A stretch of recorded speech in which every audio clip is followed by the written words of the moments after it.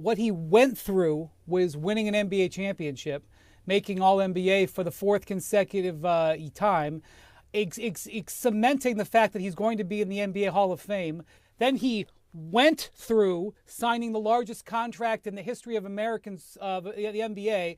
Then he went through winning a gold medal in the most competitive tournaments ever. I have to be honest, I've been blessed to do this show for a very long time. That was one of my favorite moments on this show. That wasn't even all of it. You had to see Perk's face as well when Windy was getting on our guy. Well, Quentin Richardson said, "Not so fast." Listen up. I've been around guys in the summertime after they win a championship. That's their victory lap. The whole narrative took and ruined Jason Tatum's victory lap. It wasn't about him becoming a champion and being a man and all of this stuff. It was about him winning conference MVP, not winning the finals MVP. Okay.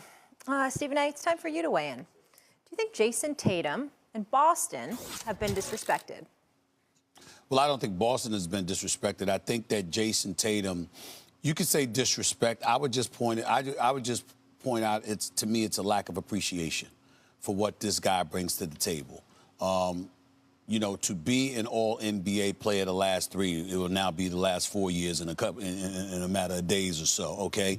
To average at least 23 points a game the last 6 seasons, to average at least 26 points the last 7 seasons, to be a career 23.6 point per game scorer shooting nearly 46% from the field and 37 from three-point range.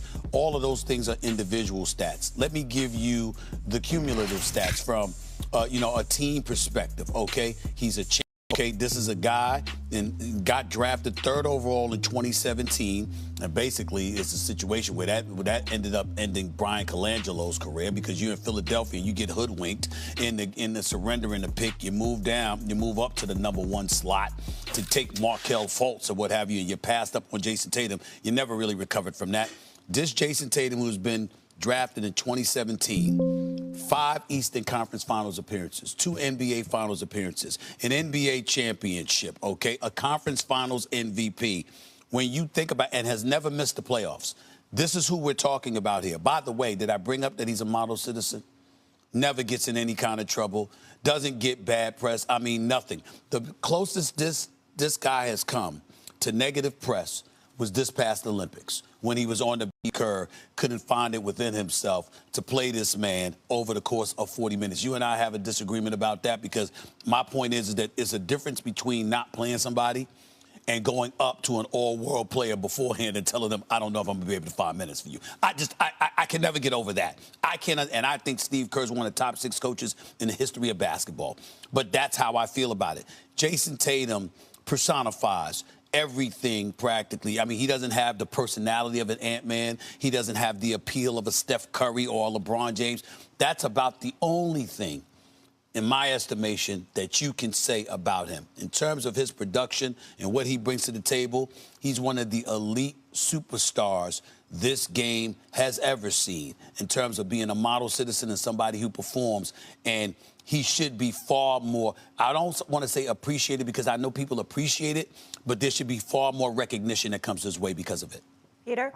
Yeah, maybe I don't travel in NBA circles enough, and I don't, I'm too tired and washed at night to spend my night, arguing with people on NBA Twitter. Who could be the people that don't appreciate or disrespect Jason Tatum? I mean, this guy has done nothing but be the man. Now, in fairness and honesty, I'm a lifelong Celtics fan, and he embodies the incredible HBO doc that's out now about the Celtics. He embodies what Celtic pride is all about, the Red Auerbach, Bill Russell, Larry Bird way that is the Celtics.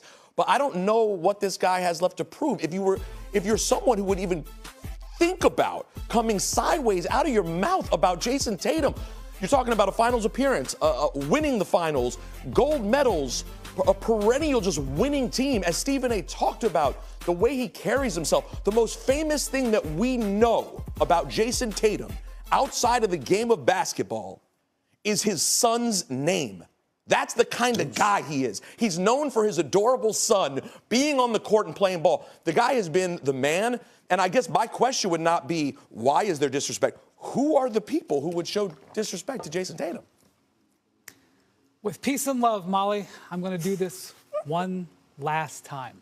Okay, I'm here for it. The Boston Celtics won 64 games last year. They won the Eastern Conference by 14 games.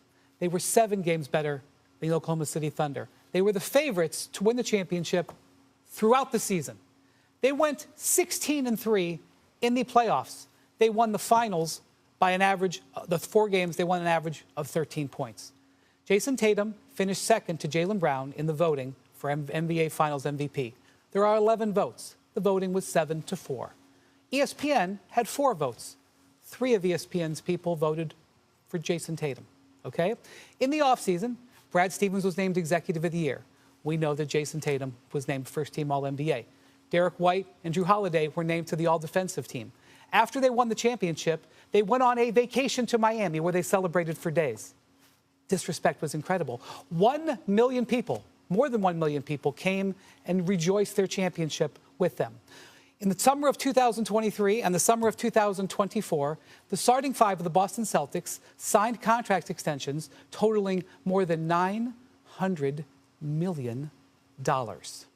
Jason Tatum, Derek White, and Drew Holiday, more than any other team, all were named to the national team. 3 of the 4 American starters on the Celtics were named to the national team. We know that Jaylen Brown, who didn't get named, was the NBA Finals MVP.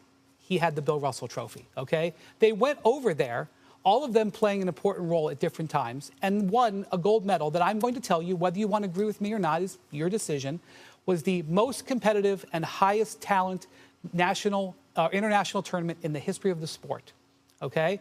And in the final, the Americans beat the French on home soil in the most important game of everybody on France's team's career, okay? In a glorious moment that everybody associated with it will remember for the rest of their lives. I am sorry. I cannot find where the disrespect is. Absolutely perfectly. Did everybody make every single shot? Did they win 82 games? And by the way, disrespect, they were favored by every sports book. Everybody from the first day of the season till this day, even though the Thunder have been, and whatever you can find, maybe the Thunder are slightly heavy favorites because so many people have put money on the Celtics. Nobody doesn't think the Celtics are favored. I don't see the disrespect. I'm done talking about it. Thank you. Well, Stephen A., where's the adversity here? Well, the point is that Jason Tatum and his folks from time to time feel, like I said, a lack of appreciation for all the things that you articulated. I think disrespect is too strong because I think it's impossible to disrespect him. I think only an idiot would try to disrespect Jason Tatum. But the point is that when you accomplish all the things that he accomplishes and you see what he went through was winning an NBA championship, making All-NBA for the 4th consecutive time, cementing the fact that he's going to be in the NBA Hall of Fame. Then he went through signing the largest contract in the history of Americans of the NBA. Then he went through winning a gold medal in the most competitive tournaments ever. I have to be honest, I've been blessed to do this show for a very long time. That was one of my favorite moments on this show. That wasn't even all of it. You had to see Perk's face as well when Windy was getting on our guy. Well, Quentin Richardson said, not so fast. Listen up. I've been around guys in the summertime after they win a championship. That's their victory lap. The whole narrative took and ruined Jason Tatum's victory lap. It wasn't about him becoming a champion and being a man and all of this stuff. It was about him winning conference MVP, not winning the finals MVP. Okay. Stephen A., it's time for you to weigh in.